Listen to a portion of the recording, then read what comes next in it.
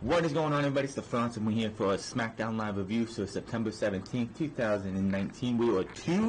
We are one episode away left on the USA Network before we go to Friday nights, and we go to Fox. This show, Smackdown for right now is an absolute lame duck show.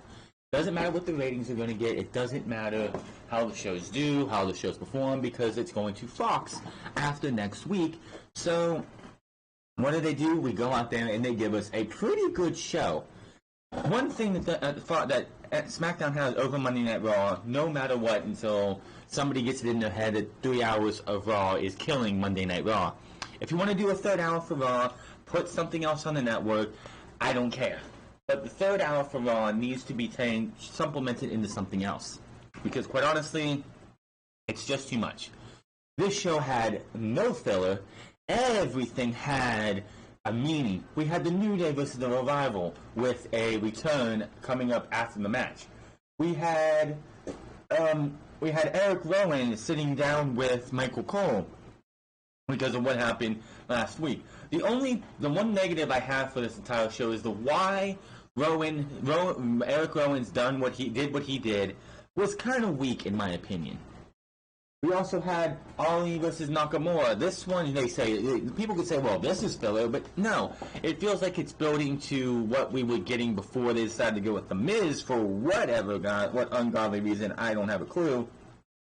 So, that wasn't really filler. It actually had a meaning behind it. We had the continuation of Kevin Owens and Shane McMahon, which shows that Kevin Owens is not going to NXT. We can squash those rumors right away. We are going into a new direction with this storyline, which, quite honestly, if they wanted to continue the storyline, was not surprising they went that route. We also had Charlotte Flair versus Sasha Banks, building off of what happened last night, and of course, a couple weeks ago when Bayley turned heel. Bayley is starting to turn more to the heel side. She's the delusional heel still. Yes, she's coming out acting like she doesn't she's acting like she's a role model. She even put role model on her tights at Clash of Champions. Bayley is just going down that slow road that is going to eventually make her probably one of the best heels in the company if they work this right. We also had the coronation. The coronation. Another minus from SmackDown is that everyone knew this was coming. When it was booked Chad Gable versus Baron Corbin in the finals of the King of the Ring, and Corbin obviously was winning, we knew where this was going to go when it came to the coronation, and I think the reason they held the coronation off until tonight instead of last night was because they wanted to do short jokes. But after Chad Gable heard enough of the short jokes, what they did afterwards I think was just fantastic. Chad Gable, we'll get to later what he did to him. We had Heavy Machinery versus the B Team, which I have a little bit something to say about Otis Dozovich and how Vince McMahon and WWE are a bunch of hypocrites. Should have been a squash match, should have been something that's like, oh, this is filler, but no, not really. This was a showcase match. Yes, they beat the B Team, but it was a good match for them. And then we had what I thought, I'm sitting here, I have my Nintendo Switch here because I was downloading a game for me to, a demo or something for me to play later on. And I look for a second, and I'm just sitting here looking at, and I look at I see Erick Rowan and Daniel Bryan having a confrontation and everything, and I look down and I'm like, oh shit, this show's almost over. I was like, it's 10:50, whatever, and I'm like, wow, the show's almost over. This is what's great about SmackDown Live compared to Monday Night Raw. SmackDown is over and done with. Are we excited about the last episode of SmackDown on the USA Network? Excuse me. I don't know. But this is the penultimate episode before we go to Fox. Something just got in my throat. That's not good. But this is what we get next week as well. That is going to be a great way to go out. A couple things coming out of the show. Obviously, we're getting we're getting Daniel Bryan and Roman Reigns at Hell in a Cell against the Bludgeon Brothers.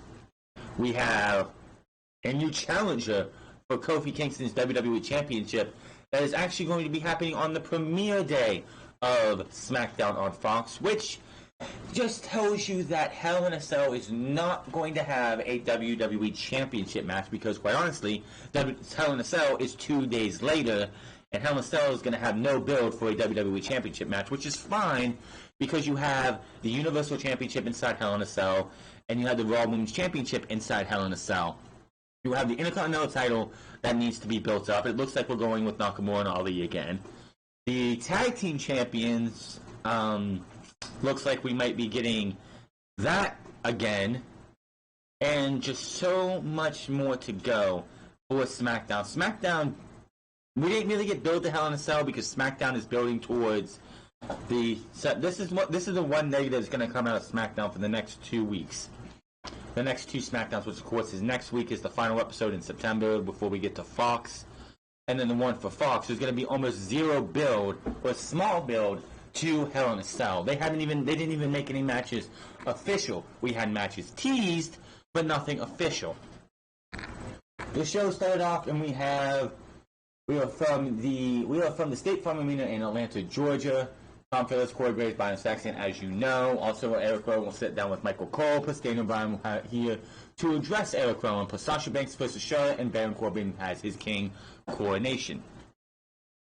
The New Day come out, and when the New Day came out, I figured, we're just going to have a repeat of what we had last night, where we have the champion come out with his buddies, because last night, of course, Seth Rollins came out and had his victory speech for his match at Clash of Champions. I figured we were going down that same route in the main event because they did advertise before the show that FTRKO would take on the New Day, and I figured that's going to be the main event. We'll wait for that. So we're going to have ourselves another victory speech and hear the same old shit from Kofi Kingston we have heard since his WrestleMania victory. Fortunately, that didn't happen, and we had the 6-man tag match to start off SmackDown Live. It's great to see a show start off with a match every so often. We don't need a 20-minute long-winded promo like I figured we were going to get from Kofi Kingston tonight, but we didn't. This match went 3 segments, and people want to know what's a segment. It's the time between commercial breaks. This started the show, they went to a commercial, they had another, they wrestled some more, they had another commercial, and then the match ended. Great match between these guys. I'm sitting here and I didn't know what they were going to do in the main event spot, and honestly, I still think with the announcement that came after this match, this should have been your main event. I know with what they did with the Bludgeon Brothers and Daniel Bryan and Roman Reigns at the end of the show, why they did that in the main event, but this was a main event caliber match on SmackDown, and honestly, I know with the way the match ended, with the match ending and then what happened afterwards, I am surprised that this was not the main event of the show. It felt like it was a main event. These guys went out there and all 6 of them gave you a main event worthy match at the beginning of the show. Someone posted on Twitter, it's like having the main event quality match on SmackDown to start the show, that SmackDown's probably going to be like fire or something. I was like, you know what? We'll have to see. And quite honestly, this was probably one of the best SmackDowns we've had in a while. This felt like a early 2017 style of SmackDown compared to anything after WrestleMania from 2017. This was a good match. RKO, like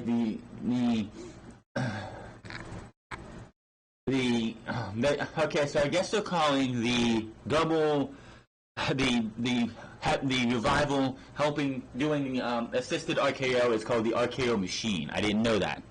So instead of the Shadow Machine, it's the RKO machine, which, hey, fine, whatever. But Biggie takes out Orton and sends him into the ring post. Kofi gets free, and Woods nails, because Kofi hit a double DDT on both Scott Dawson and Dash Wilder. Xavier Woods, whose knee was worked on during the entirety of this match when he was in the match, so nice little continuity there. Xavier Woods still working on that knee, selling that knee. Big flying elbow from one side of the ring to another, a coast-to-coast elbow drop, which was, like, I just praised him for, like, keeping up and selling the injury, but you kind of didn't sell your injury when you were able to, with that bum knee, leap from one side of the ring to the other and land on that knee to just not sell it at all was just completely crazy. Kofi ends up hitting in Trouble in Paradise to Dawson for the 1, 2, 3. New Day are your winners of this match. Definitely a great match. Better, like, Kofi and Randy Orton were better in this match than their match at Clash of Champions. After the match, the New Day starts celebrating, so the Beast Incarnate walks out with his client, with his advocate, Paul Heyman. Lesnar and Paul Heyman come to the stage for a pop. Lesnar stares down at the ring as the New Day look on. Kofi turns to Alien Woods and say, I got this, you guys can go. Kofi stands tall in the middle of the ring with the title, staring Lesnar down. Lesnar slowly marches to the apron as Kofi looks on. Heyman stands with Lesnar and takes the mic from the apron. He introduces himself and Lesnar enters the ring. Lesnar and Paul Heyman try to enter the ring at the same time, but the fact that Lesnar got into the ring too close to the turnbuckle to the corner, it actually prevented Paul Heyman from getting into the ring, and he backed up and was like, "You want me in the ring?" Paul Heyman was like, Lesnar's like, "Come on, get in the ring, dude." He continues his intro and says, Lesnar stand like, I am the advocate to the Beast who is in the way of the longevity of Kofi's title reign. Heyman says Lesnar has authorized him to inform Kofi that this is a bad day for the New Day. Yes, it is. As he challenges Kofi Kingston for a match for the WWE Championship, not at Hell in a Cell, but on the Friday before Hell in a Cell, on the premiere episode of Friday Night Smackdown on Fox. Heyman hands Kofi the mic and fans start chanting for him. Kofi says when he won this title at WrestleMania, he promised to be a fighting champion. So as far as your challenge goes, I accept. So for the first time in over 15 years, the last time Brock Lesnar was on SmackDown for a match was in 2004 on March 2nd when he faced Hardcore Holly. So it's been a long time since 2004, since he actually wrestled a match on SmackDown, which is absolutely crazy, man. The fact that this is going to happen. Now, Kofi is going into this match, and Kofi is not coming out as WWE Champion. Kofi has 17 days left on his title reign. He currently sits at 163 days as champion. Kofi Kingston will actually have a title reign 10 days longer than the worst WWE champion in all of WWE. Kofi Kingston was the first ever legit black superstar, first African-born superstar to win the WWE Championship. His title reign has been atrocious. Not his fault. WWE doesn't know how to book a babyface to actually feel like a good champion. Yes, he's been the most protected champion. Yes, he is, outside of Becky Lynch, of course, he's been the most protected champion, only being pinned twice since he's won the championship. But none of the title feuds have been good. Kofi Kingston versus Kevin Owens was atrocious. Dolph Ziggler versus Kofi Kingston went way too long. Kofi Kingston versus Randy Orton. Their SummerSlam match was decent until the stupid finish. And then I think the fact that Randy Orton knew he wasn't winning the WWE Championship at Clash of Champions, he phoned it in. And that match on Clash of Champions drove on way too long and was absolutely boring and just such a terrible, terrible match. Kofi Kingston's best match for the WWE Championship right now has been the match that he won the championship in. Not just because of the emotion, not just because of the crowd, just because of how well Daniel Bryan is telling a story. Kofi Kingston is about to have the second best title and probably one of the best matches in his career on October 4th, if WWE is to allow it. This, of course, is going to be the main event. This title match needs to go 15 to 20 minutes. In that time, Kofi Kingston and Brock Lesnar should be able to give you a match worth the WWE Championship. Brock Lesnar, it's like, well, it's Brock Lesnar. He's going to do his same shit, suplex, and F5, and done. But if you look at Brock Lesnar's track record over the last 3 years, Brock Lesnar versus Seth Rollins twice. Brock Lesnar versus Daniel Bryan. Brock Lesnar versus AJ Styles. Go back a few more years and Brock Lesnar versus CM Punk. All four of those matches, all four of those guys, Brock Lesnar, CM Punk, Seth Rollins, Daniel Bryan, and AJ Styles, all have one thing in common with Kofi Kingston. They are smaller guys who can work and sell for Brock Lesnar and Brock Lesnar can sell for them too. Just go back to AJ Styles versus Brock Lesnar at Survivor Series 2017. That was a phenomenal match, no pun intended. Daniel Bryan versus Brock Lesnar last year. Brock Lesnar, big time heel. Daniel Bryan just turned heel, had to babyface it up for half of that match. Still, those two went out there and gave us a great match. Even Finn Balor versus Brock Lesnar at the Royal Rumble this year. Another one. That's 5 guys right there who have given Brock Lesnar some of the best matches since he returned in 2012? Yeah. Brock Lesnar knows what he's doing. Brock Lesnar is going to give you a great match against Kofi Kingston. This is a big deal. Brock Lesnar has been back for 7 years, right? Yeah, 7 years. The dude is going out there, and he usually only wrestles on pay-per-view. This is the first time he is going to be on TV since March 2004 wrestling a match. I'm hoping Vince McMahon doesn't get cold feet and give us a 2-minute squash match where Brock Lesnar goes out there and does his usual shtick, because that will just kill everything and make the entire title reign of Kofi Kingston absolutely irrelevant. It is time to put a bow, a final lasting bow on this title reign of Kofi Kingston. It started with a great match. It's going to hopefully end with a great match. I am hopefully optimistic. I hope we are all going to be optimistic that this is going to be Kofi Kingston's swan song as the WWE Champion. Because honestly, I said it, others have too. Once Kofi loses this title, he's never getting it back. He's never going to be in title contention. He's going to go back to being a tag team wrestler in the tag team division with his brothers in the New Day.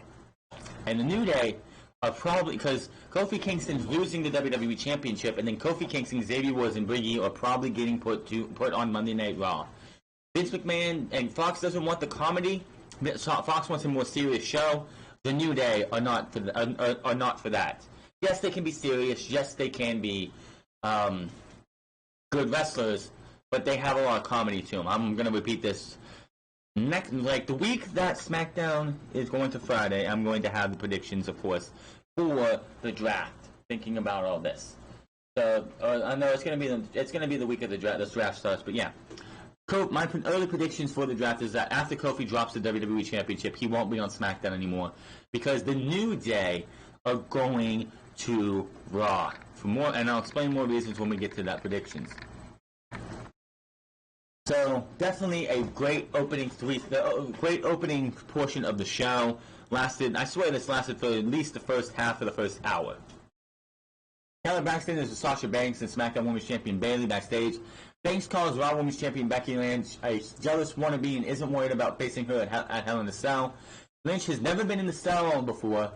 And they do talk about Sasha's match against Charlotte Flair tonight, and Bayley says Sasha will answer any questions in the ring.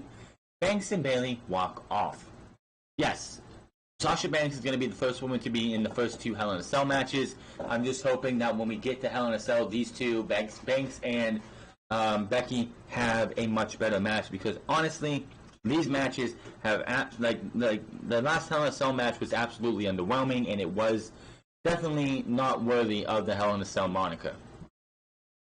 We see how Luke Harper returned the Clash of Champions and helped Erick Rowan win the WDQ match.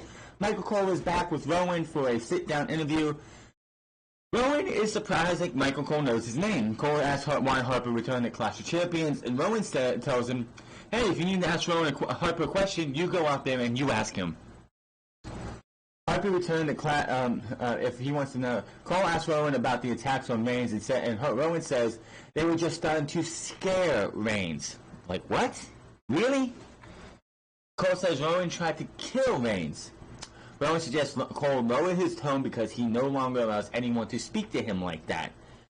He's been overlooked and underappreciated for far too long, but most importantly, he's been disrespected. Like Cole, Reigns, Daniel Bryan, and the rest of WWE may think he's just some good in the background. But he's not a puppet.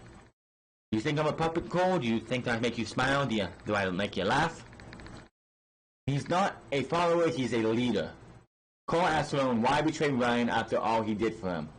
Rowan says Bryan made the biggest mistake was thinking we were intellectual equals. He's better than Bryan and Reigns, and says everyone will learn to never disrespect him again, and that's the end of the interview, and that is that.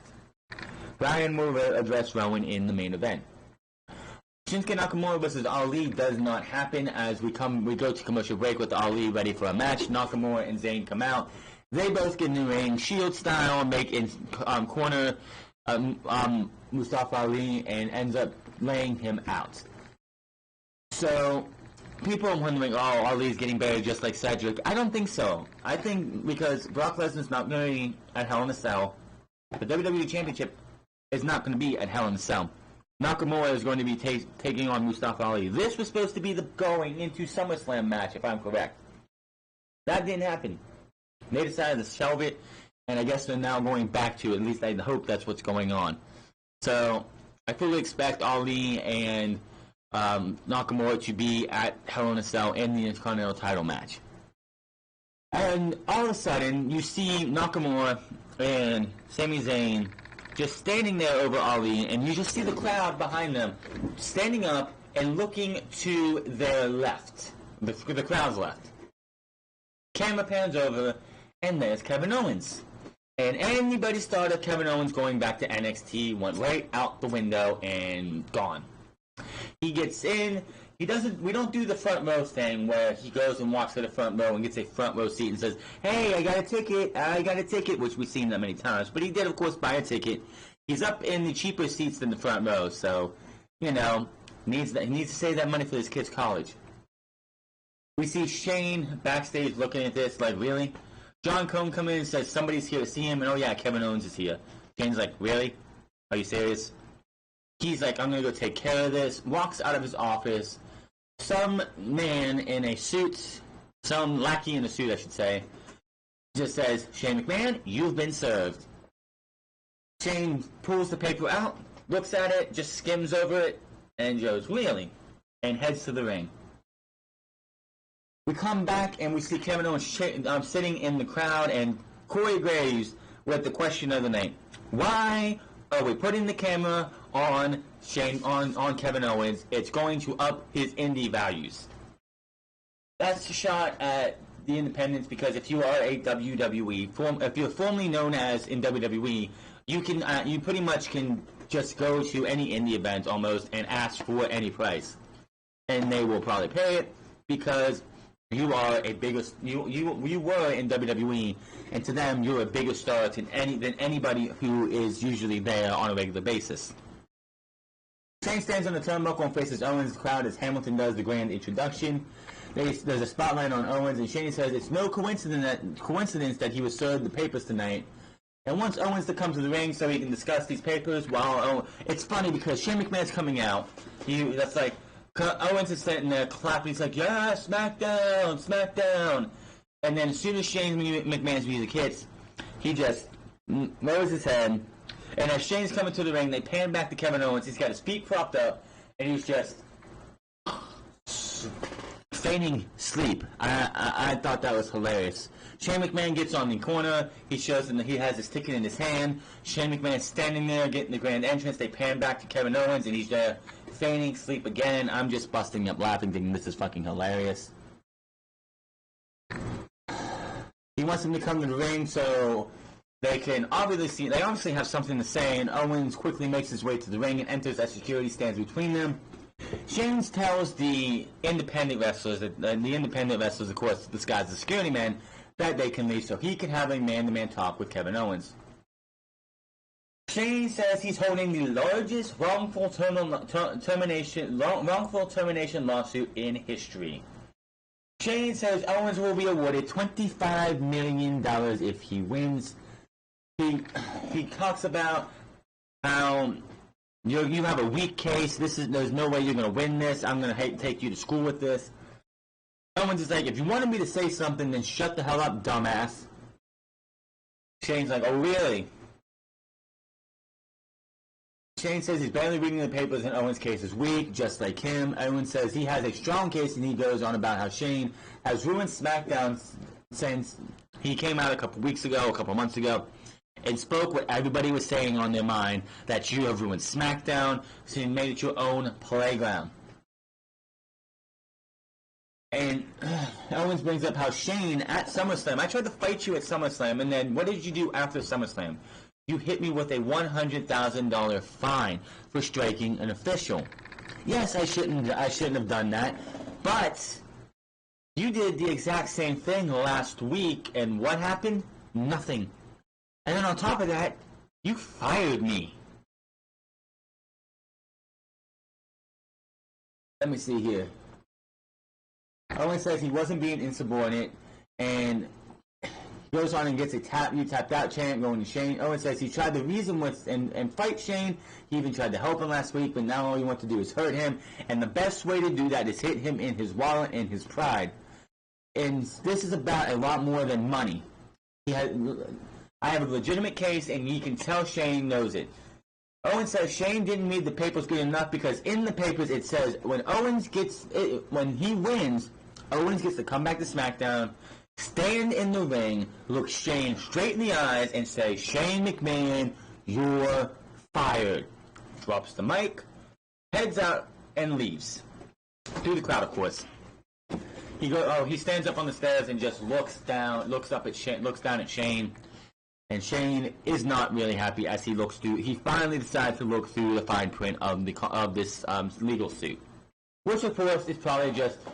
I would love to see these "you got served" papers that they do. I would love to read what they say, because when I was in high school, I used to do the theater stuff. I used to go and I used to do props and like stuff backstage. I was never really good at acting or anything, but I would sit there and see the props, and it was like you have a book that someone's supposed to be reading from, and it's not lined, or like a paper, like a document that you hand to somebody for a scene, and on that document is just like stupid shit that somebody put out just for the fucking hell of it. I would love to see what these papers actually say on them.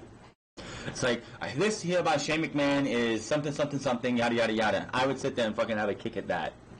Bryan is backstage in deep thought, so we will hear from him, of course, later. We see Charlotte Flair backstage. Hall of Famer Ric Flair appears, and the fans pop, and that is the only time you see him. We see the same vignette for the Authors of Pain. I do love the fact that they have the Authors of Pain name back. It's not just, hey, look, it's AOP.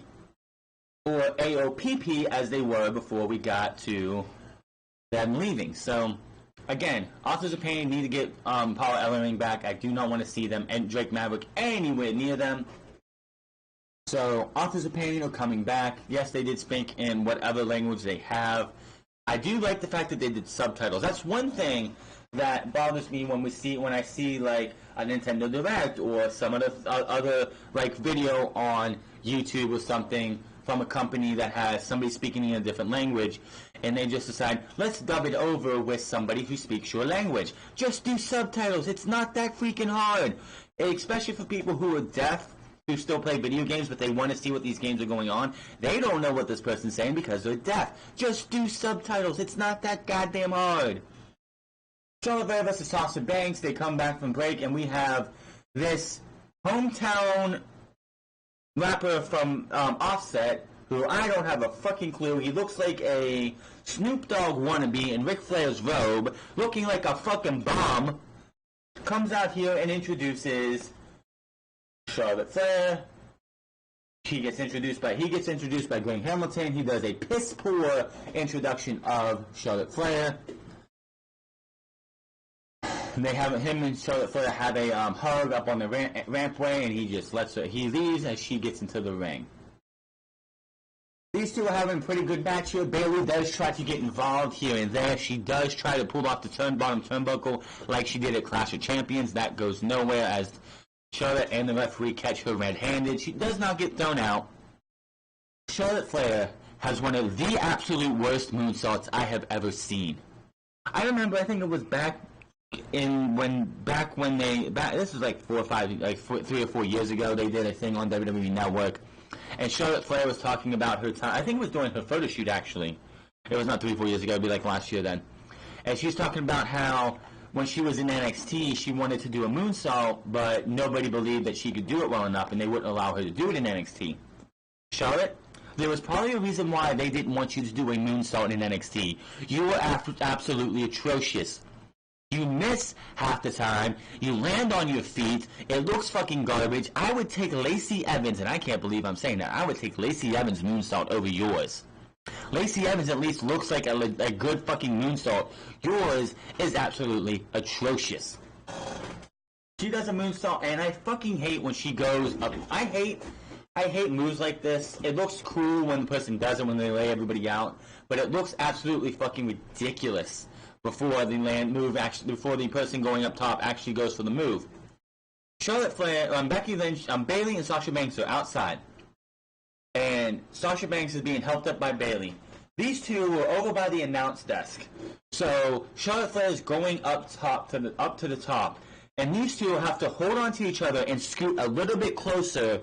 So when Charlotte Flair does her shitty moonsault, she lands enough to hit them. It looks fucking ridiculous. Charlotte Flair needs to remove the moonsault from her repertoire ASAP. Brings in Sasha Banks. Bayley ends up providing a distraction on Flair, allowing Banks to roll up Flair for a 2 count. Flair comes back and immediately, without really doing anything else, and it kind of look bad on Sasha Banks because Flair steps over for the figure four before she grabs Sasha Banks' other leg. Banks had an ample opportunity to take her leg back and just kick Charlotte Flair away, but she didn't do that. She just let her put her in the figure four. She's going for the bridge, but Bayley runs in and attacks Charlotte Flair. Charlotte Flair wins by DQ. After the match, Banks and Bayley are double-teaming Flair when all of a sudden, out of nowhere, comes Carmella. Super kicks Banks out of the ring. She pulls Bayley off of Charlotte Flair, wondering, what the hell are you doing? So, there was no 24/7 shenanigans tonight, so Carmella was used for this. It looks like to me that maybe Carmella is going to be the next one to take on Bayley. I don't know. If people wonder why would Carmella come out to help Charlotte Flair to stop Bayley and Sasha Banks, because when NXT had the Four Horsewomen, they had Charlotte Flair, Becky Lynch, Sasha Banks, and Bayley. Becky Lynch, Charlotte Flair, and Sasha Banks all went up in the summer of 2015. Bayley was on her own after NXT TakeOver Respect until a little bit after WrestleMania. After the draft, I should say, in 2016, Bayley was in NXT from the time they went up to a little bit after the draft in 2016. She didn't have anybody else, and between 2015 and 16, it was Bayley. You saw Bayley and Carmella, which people dubbed them Baymella. Having each other's back. So these guys are real friends. They are guys who probably hang out backstage after when Bayley's not hanging out with Sasha Banks or anything. So this is just blending reality with WWE. So Carmella, of course, is going to be happy that her friend Bayley is doing something that Carmella wouldn't approve of, which kind of makes Carmella a hypocrite because Carmella did the exact same stuff back in 2016. 2017 and last year. So, yeah. Having Carmella, who was a heel at one time, come out and try and stop Bayley. I guess the only reason it makes sense because when Carmella was a heel, Bayley was on Raw and Carmella was on Smackdown. So Bayley, this is before pre-wildcard rule, Bayley couldn't do anything about it. But since they're on the same brand now, and the wildcard rule of course exists as well, Carmella can do something about this. That, of course, lets Carmella super kicking Banks out of the ring. Bayley walks over to the ropes and sees what's going on, and then turns around into a boot from Charlotte. So Bayley and Sasha Banks are left reeling again, as heels often do. Anyone's wondering, why are they doing this to Sasha Banks? Sasha Banks and Bayley are on the heel side of things. They're not chicken heels, but they're heels. Heels, for the most part, unless you want to have a really dominant heel, which Bayley and Sasha Banks should not be big-time dominant heels right now. Usually this is the way they go. They get beat down. They have a beat down. A babyface or babyfaces come out to make the save, and they leave reeling. That's what they do. This is how this goes. It's just how it should be. After break, and we come Baron Corbin. He has a nice suit on. He's happy as hell. He's got to be coronated as the king. We get a video coming back to Hamilton introducing Corbin as King of the Ring. A royal team plays as a staffer places the robe on Corbin, then hands him the crown, and Corbin hands him the crown, and he puts it on nice and slowly. And I was so waiting for some babyface that was going to come out and ruin this for Baron Corbin as he's putting the crown on for that music to hit, whoever that may be. That doesn't happen. Corbin says he knows most people wanted anyone but him as the king, but now they realize he's the king they needed. Someone they can believe in, a ruler that exemplifies everything it takes to be king, dominance, strength, but he's also generous and fair. He won the tournament with honor, and for that, he should be shown the respect and adoration he deserves.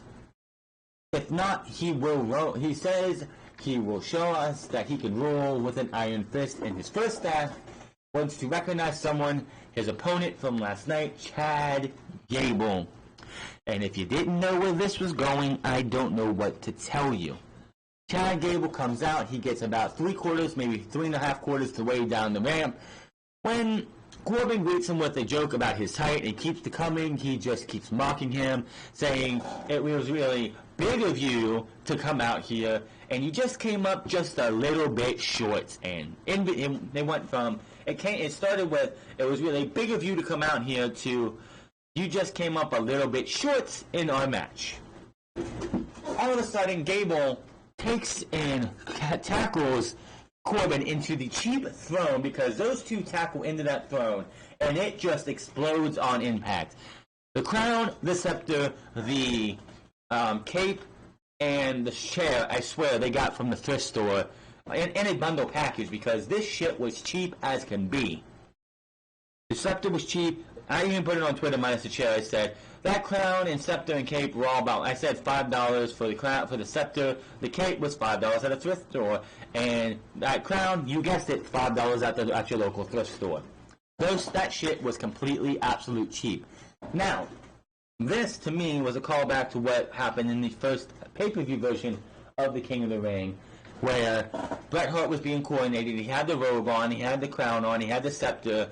When Jerry the King Lawler came out and beat the living hell out of him, destroyed everything, from the crown, the cape, the scepter, and all of it. So, after Corbin goes out of the ring, Gable grabs the scepter. He grabs the scepter first and nails him twice with it, breaking it twice. Gable destroys everything as Corbin screams from ringside. He's ripping up the robe. He grabs the crown. It's like he puts it down. He's teasing. He's going to step on it or not. And then eventually he just starts mashing it like it's mashed potatoes or something.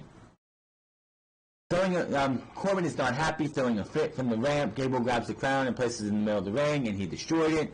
Gable's music hits as Corbin looks down at what is left of his crown. Corbin starts crying, and that's the end of the segment. And Corbin literally looked like he had tears coming out of him. Now, with them having Gable immediately come out and destroy the scepter, the crown, the cape, and the chair, and the throne, just tells me that they're not going to have him be, all hail King Corbin, or your 2019 King of the Ring, King Corbin. It's going to be he is the winner of the 2019 King of the Ring, Baron Corbin. So, that's fine. As long as we don't go down the King gimmick, I'm fine with that. Heavy Machinery versus the B-Team. I have one problem with this match. Vince McMahon and WWE are some fucking hypocrites, I tell you what. Last year, Sanity made their main roster debut. Killian Dane is a little he's a little husky, has hair all over him, and everything. His first match on SmackDown, which took forever, he looked like his normal self. I think it was a couple other times. Then the last time we saw Sandy wrestle on SmackDown, what did they do to Killian Dane? Knee pads and a wrestling jumpsuit like something Kurt Angle would wear. They made this guy cover up his unique look. Shinsuke Nakamura. This guy comes into WWE and he's not the most chiseled guy out there. And he comes up to the main roster. He looks the same for about a year, maybe so. And lately, since he's been a heel, what did they do? They made him wear a full bodysuit, which is absolutely fucking atrocious. Look, Otis Dozovic comes out last week, pulls his straps down, and exposes that huge-ass stomach of his. We come to SmackDown tonight. He's not wearing his, what do they call it? It's not a singlet, because singlet is one. I guess it's singlet. Not wearing his usual attire. He's wearing the normal underwear type attire you would wear. I don't know what they actually call it. Wrestling tights. The classic wrestling tights. Shaking his stomach around and being... He looked like an off-season Santa Claus without the gray beard and white hair. WWE are absolute hypocrites. Cassius Ohno isn't allowed to wrestle without a shirt on. He hasn't been allowed to wrestle without a shirt on since he's been in WWE this time around because he's not the best looking guy from the waist up. He has a little bit of girth. WWE doesn't want that to be seen, but yet you let Otis Dozovic parade out here with his stomach completely shown up, dancing around, jiggling himself like he's a fucking off-season Santa Claus. Absolutely fucking hypocritical. For the love of almighty Otis Dozovic, put your fucking tights back on, you goddamn bum. Heavy Machinery wins this one. It was a little competitive from the beginning, but of course Otis Dozovic takes nothing, no shits from anybody. Compactor after the Caterpillar for the 1, 2, 3. That was that. Back from break, we see what happened earlier with Brock Lesnar and Kofi Kingston.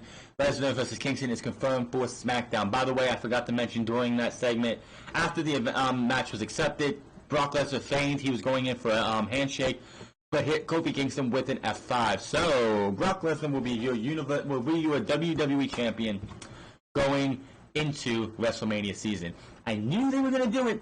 I guarantee you, WrestleMania 36, the Pirate Bowl, the Pirate WrestleMania. It better be a goddamn pirate theme. That's what they advertised at WrestleMania 35. Brock Lesnar, Roman Reigns, 3, 4, 5, whatever the fucking number is. It's going to be Roman Reigns' 5th time in the main event. Get used to it, people. The bandwagon, the Roman agenda is back on schedule.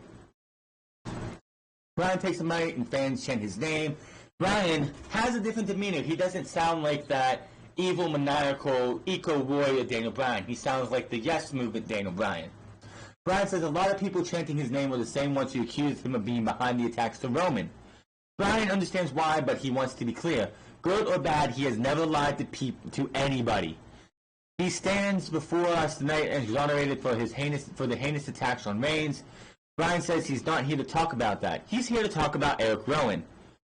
He's talking about how Roman felt disrespected and invisible, but he saw Roman's potential, talent, intellect, and how special he was. He didn't just see Roman as his equal when they won the SmackDown Tag Team titles. He treated Roman as his equal and as his friend because Roman is his friend, and out came Erick Rowan. Rowan tells Bryan to stop because he's sick of hearing Bryan speak. Bryan always had him stand behind him, and Bryan always did the talking. He goes on and he enters the ring, pointing out how Bryan never asked him how he felt about anything. Bryan's face, he gets in Bryan's face and looks down at him, saying he will never be disrespected. Bryan tells him to do something about it. You feel disrespected? Then do something about it, he says. There's nothing physically you can do that's worse than breaking our friendship, breaking our bond, betraying me, lying to me. Do something about it. He drops the mic, puts his hands out, waiting for him to attack. Luke Harper from behind attacks Daniel Bryan. Roman watches as Harper destroys Bryan. They go do the double team when Roman Reigns comes out, but while Roman Reigns' music hits, we get an Iron Claw in the background to Daniel Bryan. They beat the hell. Roman Reigns does get a lot of offense in on these guys, but then Daniel Bryan and Roman Reigns. Well, Daniel Bryan and Roman Reigns continue to get destroyed. They're pulling up the mat on the outside, exposing the concrete. Two independent bums get thrown into the concrete, so they're done. These guys are beating the hell out of these guys. Harper manhandles Bryan. Harper and Rowan slam Bryan through the announce table with the double choke slam powerbomb. Rowan yells out about how they will not be disrespected. The referee checks on Bryan as Rowan and Harper stand over him. SmackDown goes off the air. Now, I know how it came out a while ago that Vince McMahon does not like the fact that Luke Harper can't do a southern accent. I have a real good solution for that. Luke Harper doesn't have to talk. Luke Harper could just be what he's doing in this entire storyline, this entire feud. He's a guy who goes out there, he kicks people's ass, he beats people up, he doesn't have to say a goddamn word. Just let him do what he's doing. Let him go out there, brutalize people, and that's all he has to do. If you want to call them the Bludgeon Brothers, fine. If you don't want to call them the Bludgeon Brothers, whatever. But these guys just went out there and destroyed Daniel Bryan and Roman Reigns. Yes, we're getting Daniel Bryan and Roman Reigns versus Luke Harper and Erick Rowan, or the Bludgeon Brothers, at Hell in a Cell. Was not made official while I'm recording this. I could be done uploading this thing and then it gets official before I go to bed tonight. But Erick Rowan and Luke Harper are just a force to be reckoned with right now, and I don't know where this is going to lead to. I know it's going to be that tag team match.